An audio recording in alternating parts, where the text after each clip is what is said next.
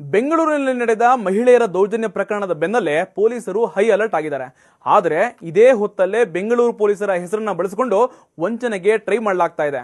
ಹೌದು, ಈಗಾಗಲೇ ಸೋಷಿಯಲ್ ಮೀಡಿಯಾಗಳಲ್ಲಿ ಓಡಾಡ್ತಿರೋ ನಕಲಿ ಹೆಲ್ಪ್ ಲೈನ್ ನಂಬರ್ ಅನ್ನ ನಂಬಬೇಡಿ ಅಂತ ಪೊಲೀಸರು ಮನವಿ ಮಾಡಿದ್ದಾರೆ. ರಾತ್ರಿ 10 ಗಂಟೆಯಿಂದ ಬೆಳಗ್ಗೆ 6 ಗಂಟೆವರೆಗೆ ಬೆಂಗಳೂರು ಪೊಲೀಸರಿಂದ ಮಹಿಳೆಯರನ್ನ ಡ್ರಾಪ್ ಮಾಡಲಾಗುತ್ತೆ ಎಂಬ ಹೆಲ್ಪ್ ಲೈನ್ ನಂಬರ್ ಎಲ್ಲಾ ಕಡೆ ಶೇರ್ ಮಾಡಲಾಗ್ತಾ ಇದೆ. ಆದ್ರೆ ಈ ಹೆಲ್ಪ್ ಲೈನ್ ನಂಬರ್ ಅನ್ನ ಯಾವ ಪೊಲೀಸರು ಕೂಡ ಬಿಡುಗಡೆ ಮಾಡಿಲ್ಲ. ಫೇಕ್ ಹೆಲ್ಪ್ ಲೈನ್ 1091 ಹಾಗೂ 7837018555 ನಂಬರ್ ಅನ್ನ ಸೈಬರ್ ದುಷ್ಕರ್ಮಿಗಳು ಹರಿಬಿಟ್ಟಿದ್ದಾರೆ.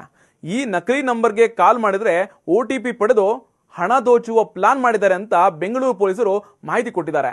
ಬೆಂಗಳೂರು ಪೊಲೀಸರು ಯಾರನ್ನು ಕೂಡ ಡ್ರಾಪ್ ಮಾಡ್ತಾ ಇಲ್ಲ. ಡ್ರಾಪ್ ಮಾಡುವ ಹೆಲ್ಪ್ ಲೈನ್ ಅನ್ನೋದು ಶುದ್ಧ ಸುಳ್ಳು. ವಂಚಕರ ಈ ಮೆಸೇಜ್ ಅನ್ನ ಯಾರು ಕೂಡ ನಂಬಬಾರದು. ಇದೊಂದು ಫ್ರಾಡ್ ಮೆಸೇಜ್. ಹೀಗಾಗಿ ಎಮರ್ಜೆನ್ಸಿ ಟೈಮಲ್ಲಿ 112ಗೆ ಕಾಲ್ ಮಾಡುವಂತೆ ಕಮಿಷನರ್ ಕಚೇರಿಯಿಂದ ಸ್ಪಷ್ಟನೆ ಕೊಟ್ಟಿದ್ದಾರೆ.